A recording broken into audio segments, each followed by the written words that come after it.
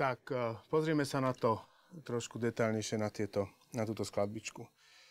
Čiže prvá vec je, už keď ste to aj predtým hrali, než sa začalo točiť, tak všimol som si jednu vec, že keď Viktor klepe, tak vždycky naklepal úplne inak. To znamená, prvýkrát naklepal 1, 2, 3, 4 na paličky, druhýkrát naklepal 1, 2, 3, pa truk na malý buben a tretíkrát 1, 2, 3, pa brum na tympan.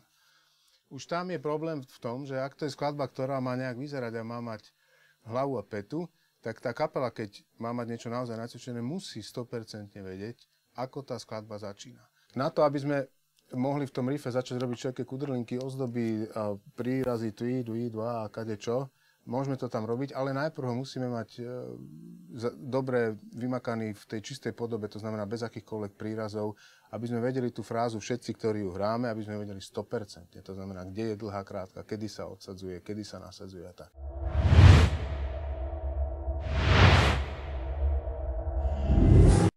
Keď chceme, aby tá fráza nám naozaj spolu licovala, musíme ju vyfrázovať v tom zmysle, že musíme vedieť, jak hrať tie krátke noty a jak hrať tie dlhé noty. Tam je ešte problém. Hej, čiže skúsime, ideme len tú prvú frázu, ty nám cekaj len tú hajtku a čakáme na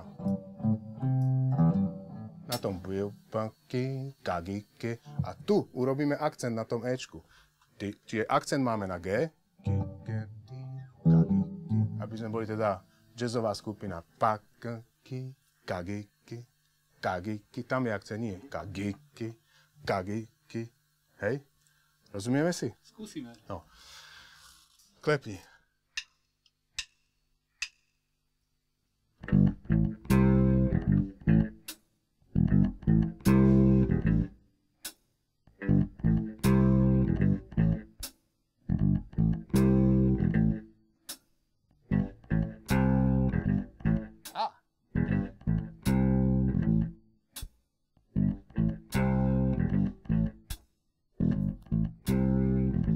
Dobre, tú prvú časť robíme dobre.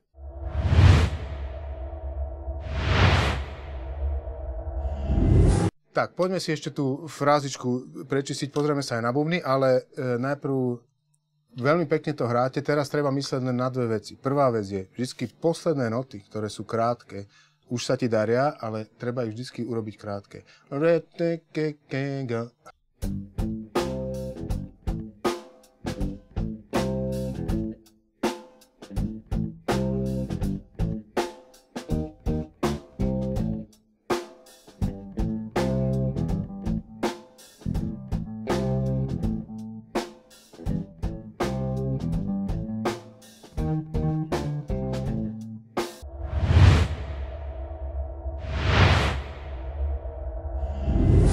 Pozrieme sa na ten rytmus, ktorý sprevádza ten riff.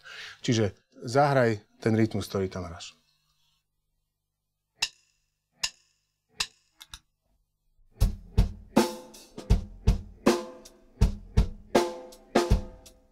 Úlohou toho bubeníka je aj to, že začne hrať takýto rytmus sám v tej hale na to publikum a on roztlieská to publikum a ho roztancuje.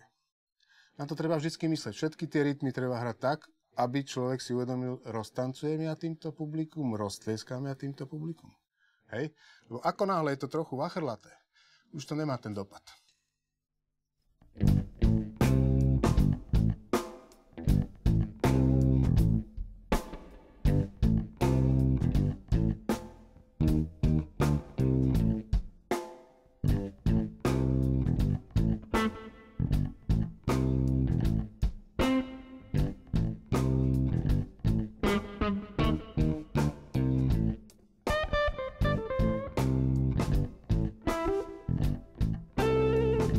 Ten dôvod, prečo sa niektoré veci jednoducho musia točiť dlho dokola a pri groovoch je to podľa mňa podstatná vec, je ten, že keď tí ľudia sú ochotní prejsť tým, že to hrajú dlho stále dookola, tak si začnú uvedomovať, že prechádzajú procesom, ktorý obsahuje tie fázy, ktoré sa volajú, že nejde nám to, ale máme to radi, potom, že nenávidím už tú skladbu a hudbu zvlášť, potom je fáza, že ide nám to, ale v skutočnosti to nejde, je to len ilúzia.